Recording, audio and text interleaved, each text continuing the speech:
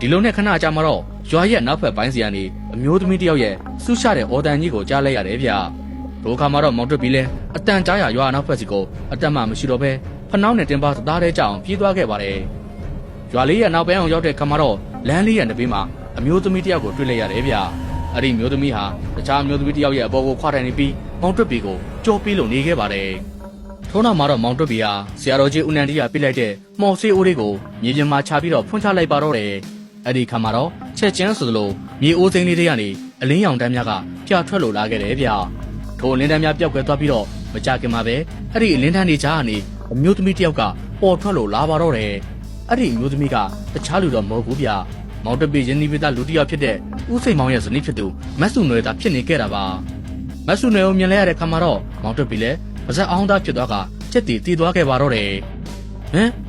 မတ်စုနွယ်ပါလား။ခမ ्या ကဦးစိန်မောင်ရဲ့ဇနီးမတ်စုနွယ်မဟုတ်လားဗျ။ဘလို့ဖြစ်တာလဲ။ခမ ्या ကတီးသွားခဲ့ပြီမဟုတ်ဘူးလား။ဆရာတော်ဦးနန္ဒီယာဟာတဆေကြီးဦးစိန်မောင်ရဲ့အိမ်မှာရှိနေကြတဲ့ကတဆေမဖြစ်နေတဲ့မတ်စုနွယ်ကိုအောက်လန်းဆရာကြီးရဲ့လက်ထက်ကနေပြန်လဲထင်းချုပ်လာနိုင်ခဲ့တာပါ။အောက်လန်းဆရာကြီးဦးထေဝကိုအပိသက်နှိမ်နှင်းတိုက်ခတ်ဖို့အတွက်ဒေါ်စုနွယ်ရဲ့ဝိညာဉ်ကိုမြေအိုးလေးထဲမှာခဏတာထည့်လာခဲ့ခြင်းဖြစ်တယ်ဗျ။တခြားတစ်ဖက်မှာတော့အောက်လန်းဆရာကြီးဆေလွတ်လိုက်တဲ့တရေမဟာဖန်စီမိထားတဲ့ရွာသားတစ်ယောက်ကိုခြေစုံပေါက်ပြီးတော့တခါတည်းတက်ပစ်လိုက်ပါတော့တယ်။ဒီခါမှာတော့ရွာသားလည်းတရေမကြီးရဲ့လက်ချက်ကြောင့်ပဲမရှုမလှနဲ့တီးဆုံးသွားခဲ့ရတာပေါ့။အဆိုပါတရေမဟာဦးစိန်မောင်တို့မိသားစုလေးကိုအတိကဖျက်ဆီးခဲ့တဲ့တရေမသာဖြစ်တယ်ဗျ။ထိုတရေမဟာ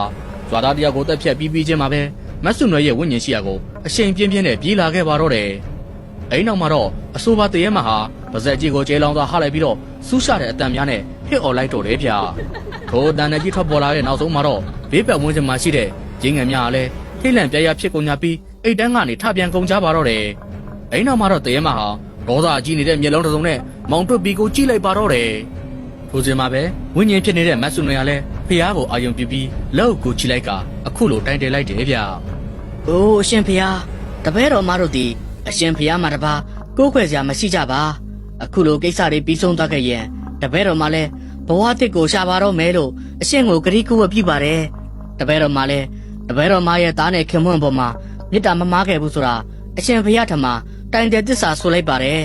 ဒီတစ္ဆာစကားမှန်ကန်ခဲ့ပါကတပည့်တော်မကိုဒီမကောင်းဆိုးဝါးမကိုနှိမ်နှင်းမှုအတွက်စောင့်အားများကိုပေးသနာပေးတော်မူပါ